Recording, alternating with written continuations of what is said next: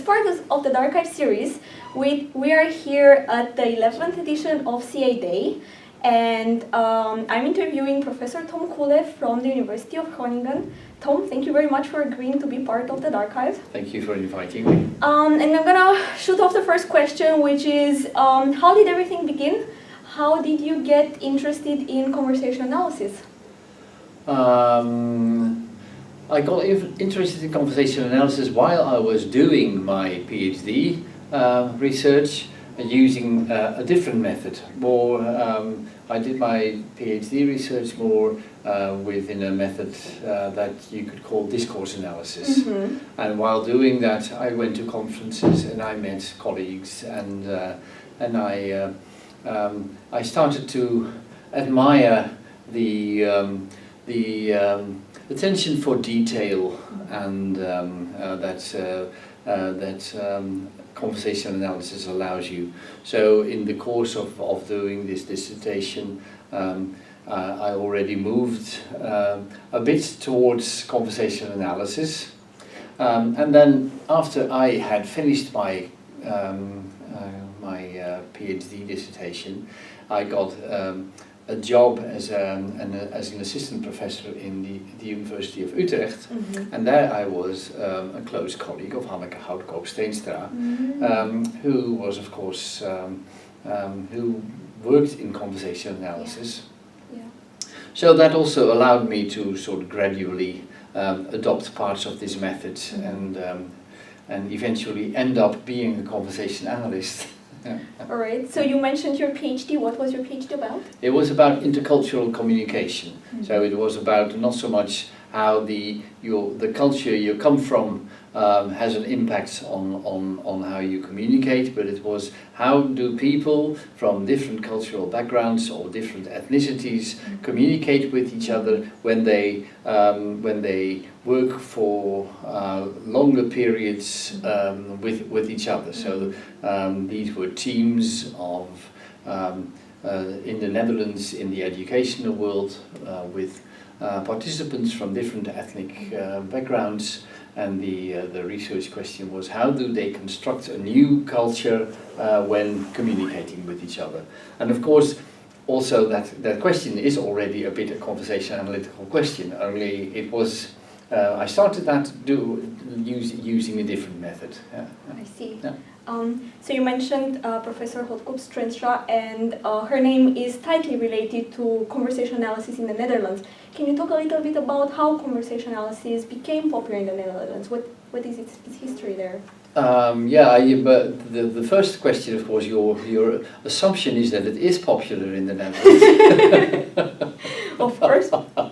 But sure. Well, that's not very obvious, by the way, that it is popular, because actually the CA community in the Netherlands is quite small. For a recent presentation, I had to count the numbers of CA practitioners in the Netherlands, and I came to something like perhaps no more than 10 staff members and something like 15 PhD students in the entire country. So it's still. I mean, from your perspective, it looks like many people are doing it, but then you may know precisely everybody who's doing it. But it became. It was actually grounded by Paul ten Have, mm-hmm. And it was grounded within sociology by Paul ten Have, Marta Comter, mm-hmm. Then it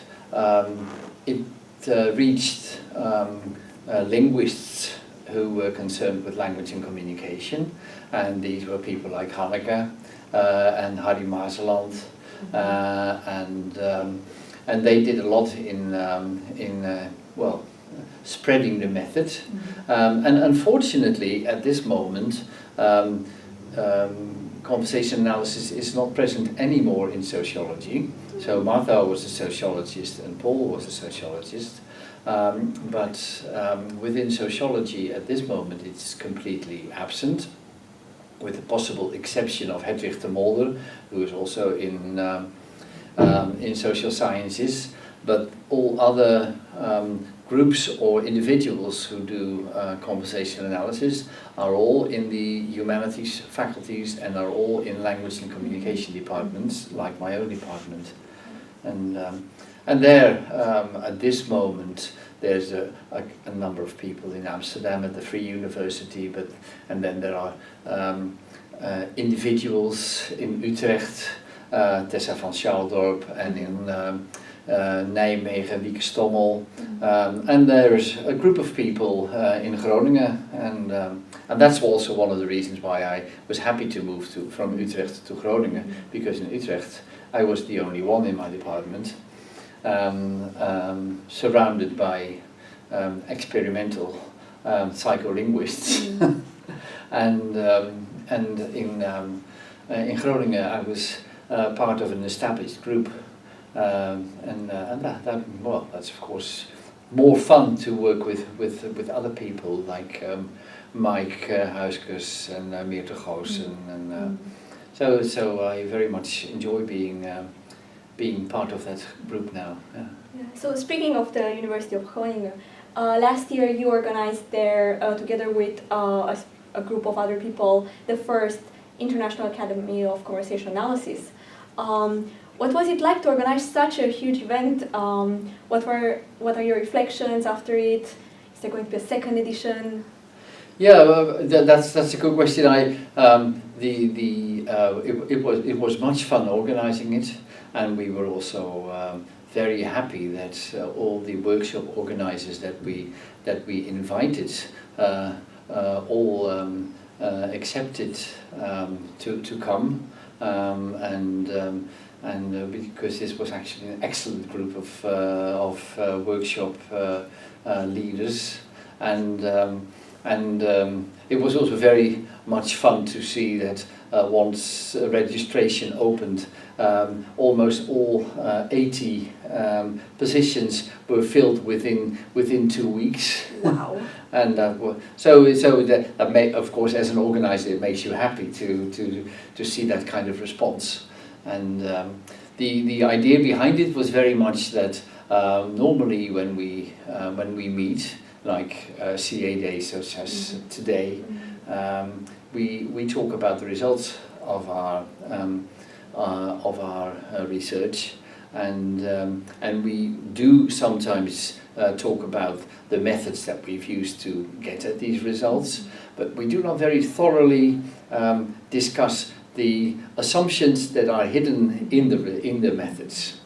And so we thought it would be good to have a regular meeting where people are encouraged to discuss all kinds of issues that you stumble upon when you do research. So what to include or not to include in a collection, for example, or what decisions to make when you make recordings, or what tools, for example, digital tools to use when you analyze your that kind of stuff, but also more maybe more epistemological questions, such as what is the role of the researcher in the analysis, and well, that or what can be the role of quantification for CA, all that kind of questions.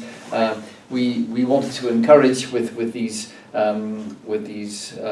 methodology focused workshops. And of course I have been myself only in one workshop, the one by Jeff Robinson, so I cannot judge for every workshop, but I think I hear from everyone that they found the event great, and they enjoyed it a lot, and at the same time I also think that many of this kind of questions that I just mentioned still remained undiscussed. That's true.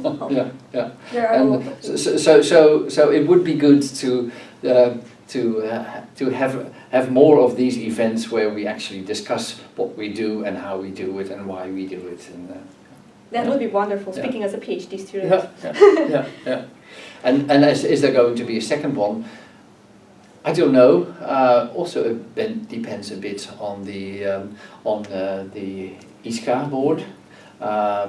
and actually if I had a say in it, I would say there should be a second version, but maybe not in Groningen, maybe in Japan, or maybe in the US, because then it will be easier for other people again to come. And now it was of course mainly European participants because it was in Europe, and next time it could be in another continent, for example. Yeah, that makes a lot of sense. Yeah. Yeah. So one of my main questions is regarding your research. So you have expertise in several very different domains, so spanning from classroom interaction, helpline calls, which you presented on today, and in terms of concepts and methodology, so you're looking at things like intersubjectivity, epistemics, and so on. Can you talk a bit about your projects, the ones that you've done in the past, the ones that you're working on now? Yeah, because they are actually more related than you make it seem now. Oh, okay, interesting. Because my interest in epistemics and intersubjectivity resulted from looking at classroom interaction data. Because there I got interested in how teachers do a one-to-one explanation to a student who has a problem with a mathematics assignment. And then I got interested in the question, how do teachers and students get to agree on what the problem of the student is, and how do they get to agree when that problem is solved? And these are, of course, all both are questions of intersubjectivity. And then when I looked at different kinds of data, different types of data in different contexts, you see that these issues are at stake there as well. Doctors explain all kinds of stuff to patients. We had a project on financial communication where we recorded the consultations of bank employees and people who want to have a loan for buying a house, where all the rules and the dangers of having such a big loan are explained to the clients, and to a large extent what happens in these contexts is very similar. The only thing is that these mathematics teachers do it in 30 seconds and then bank employees do it in 1 hour and a half. Oh wow. but it's still a very strong multi-unit term with a lot of tokens of understanding and continuation and checks of understanding, and so that made it to some extent very comparable. And the other things like emergency calls actually resulted from teaching. I had to teach a course in a postgraduate for a postgraduate group on, well, something, it wasn't called that, but something like applied conversation analysis.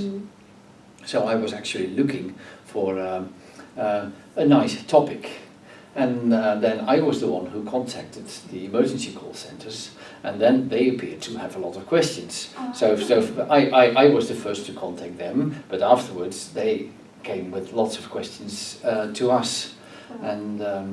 And something similar happened in Groningen. When I arrived in Groningen, Mike Huiskus was already collaborating a lot with the academic hospital there. And also they had, well, they discovered us. We founded a health communication center of expertise there together with the academic hospital. And they also have lots of questions, and students, at least our students, very much enjoy doing research with applied outcomes, so that somebody actually is going to do something with what you found, and that's so this makes the collaboration with the academic hospital at this moment very strong. But then again, when at this moment we're looking at for the intensive care unit, we're looking at handover communication, and there again you have the situation where one person has a lot of information that has to be transferred to another person, and the other person has to show in some way or other that he understands and that this is enough, or that he still has questions. And there you go back again to the bank where the same thing happened, and to the classrooms where the same thing happened. So there is more continuity than you would think. That's very interesting. And then one final question. So researchers usually have a project or several projects that they're particularly proud of, or that they're really fond of. Mm-hmm. Because those were the projects that made most impact, changed people's lives. Can you think of one project or several projects that you're particularly fond of, that you particularly enjoyed working on, and that you're really happy of how it turned out? Yeah, well, actually, the project, I'm not sure whether it changed people's lives. No, I'm pretty sure that it didn't change anyone's life. But is the more theoretical problem of how we convey understanding, or and how different tokens can be used, such as mhms and ohs and nods and all these things. And so at this moment I'm continuing this research, and I'm working with Mr. Goosen on a project on what kind of tokens can we use in the course of an explanation, different from the ones that we use in the end of an explanation, and what is the systematics behind the combination of these tokens, and what happens if you use a token at the end that you've also used in the course of. Is it then treated as not being ended yet? And so that's and the other thing is also concerned with that is who produces or what tokens of understanding, and assumes responsibility or accountability for what you might call the success of the transfer. So is it the explainer who checks the understanding of the explainee, or is it the explainee who checks his understanding with the explainer, or when does what happen? For example, I noticed that in my classroom data, but these are 12-year-old students, that it's almost exclusively the teacher who assumes responsibility for the students' understanding, and students do not assume responsibility for their understanding. But then in the intensive care units, these are grown-up and professionals and doctors. You see almost the same thing happening, that the one who's about to go home and transfers information and responsibility to a colleague, the one who goes home assumes responsibility. The one who has to work with the patient for the next 8 hours does not assume responsibility, which is actually very funny. Yeah. And this is a new topic, and also the topic of the ICA panel that has just been accepted for next summer here in London. That's wonderful news. So can we look out for papers in the meanwhile? Do you have anything in the pipeline? Yeah, well, I think the paper that I want to write on this, I will actually wait with submitting it to a journal until I've had the feedback from the ICA audience, of course. I would like to use that opportunity, like today. We had quite a few questions following our paper, and these were very helpful questions. So yeah. If there is a chance of having your colleagues think along, then you should use that opportunity. Yeah. That's so true. Yeah, we're very lucky with these events that we have in the CA community. Yeah. All right. Thank you very much for a very fascinating interview. Thank you very much. Thank you.